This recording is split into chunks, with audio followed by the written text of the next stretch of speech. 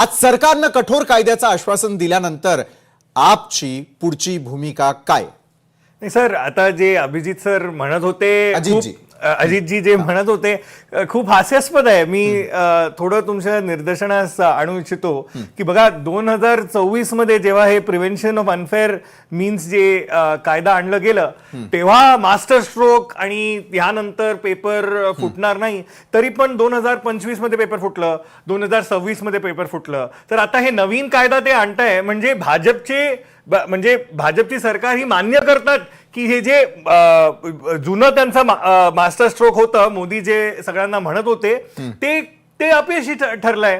कारण ते यशस्वी ठरलं असेल तर हे पेपर फुटलं नसतं. ते एक. दुसरं म्हणजे हे कायद्याची कमतरताचा मुद्दा आहेतच नाही, कायद्याचा कमतरताचा इश्यू आहेतच नाही. हा इश्यू आहे अंमलबजावणीचा, हा इश्यू आहे जबाबदारीचं.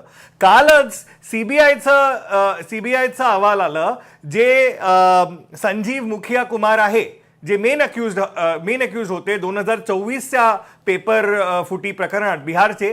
सीबीआयनी त्यांना क्लीन चिट दिले की काहीच नाही त्यांच्या विरोधात. तर हे नवीन कायदा आणून काय होणार? नवीन कायदा आणून काहीच होणार नाही. हे म्हणजे विद्यार्थ्यांचा दिशाभूल करण्याचा प्रयत्न आहे.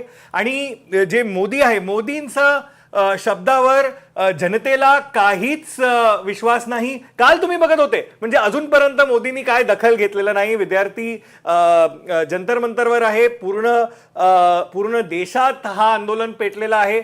आणि काल पण जेव्हा ते बोलत होते ते कॅमेरामध्ये बघून, म्हणजे असं त्यांना सहजपणे पण बोलता आलं नाही, ते पाठीमागे तसं टेलिप्रॉम्प्टर होतं. तर हे मोदीच्या शब्दावर आणि भाजपचा उद्धटपणावर जनतेचा अजिबात विश्वास नाही. आणि आम्ही बघितलं. दुसरं म्हणजे कस्तुरीरंगन कमिटीनी 101 प्रोव्हिजन्स शिफारिश केलं होतं. मोदी सरकारने ॲफिडेव्हिट फाईल केलं होतं सुप्रीम कोर्टमध्ये की वी इम्प्लिमेंटेड, हे जे 101 सजेशन्स आहे ते बहुतांश आम्ही इम्प्लिमेंट केलंय. तर हे तुम्ही इम्प्लिमेंट केलं तर पेपर कसं काय फुटतंय? आणि महत्वाचं म्हणजे हे तुम्ही नोकरशहाला तुम्ही असं म्हणजे काहीतरी तुम्हाला ऍक्शन दाखवायचं आहे तर तुम्ही त्यांना उडवताय. पण महत्वाचं म्हणजे काय? महत्वाचं म्हणजे ही जबाबदारी. Where does the buck stop? The buck stops at the education minister. Education खाते कोणाचं आहे? धर्मेंद्र प्रधानाचं आहे. आणि जोपर्यंत, आणि मी तुमच्या माध्यमातून हे भाजपला बोलू इच्छितो की जर धर्मेंद्र प्रधाननी राजीनामा नाही दिलं, नेक्स्ट डे नरेंद्र मोदीचा राजीनामा विद्यार्थी विचारतील.